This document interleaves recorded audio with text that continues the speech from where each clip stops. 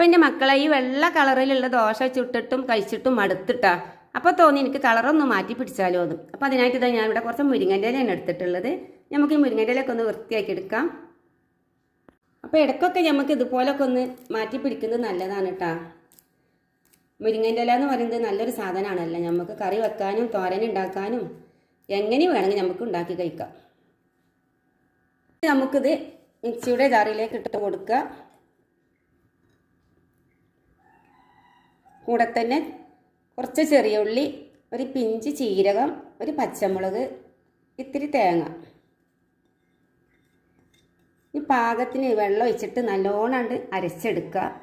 ഇതാ നമ്മളിതിവിടെ നല്ലോണം അരച്ചെടുത്തിട്ടുണ്ട്. ഇനി ഞാനിത് ഇവിടെ കുറച്ച് അരിപ്പൊടി കലക്കി വെച്ചതാണ്. അതിലേക്ക് നമുക്ക് ഇതുകൊണ്ട് ഒഴിച്ച് കൊടുക്കുക. അതിൻ്റെ ശേഷം നല്ലോണം മിക്സ് ചെയ്ത് കൊടുക്കുക. നല്ലോണം മിക്സ് ചെയ്യണം.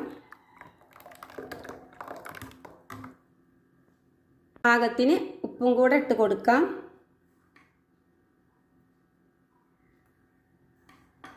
അതിൻ്റെ ശേഷം നല്ലോണം ഒന്ന് ഇളക്കി കൊടുക്കുക.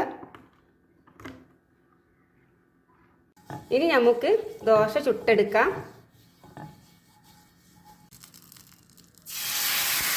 അപ്പോൾ അങ്ങനെ തന്നെ നമ്മുടെ നല്ല ടേസ്റ്റിയായ മുരിങ്ങൻ്റെ ഇല ദോശ ഇവിടെ തയ്യാറാക്കി കഴിഞ്ഞിട്ടുണ്ട്.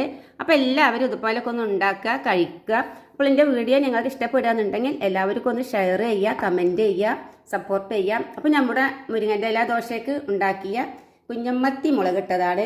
എങ്ങനെയുണ്ട്? പൊളിയല്ലേ?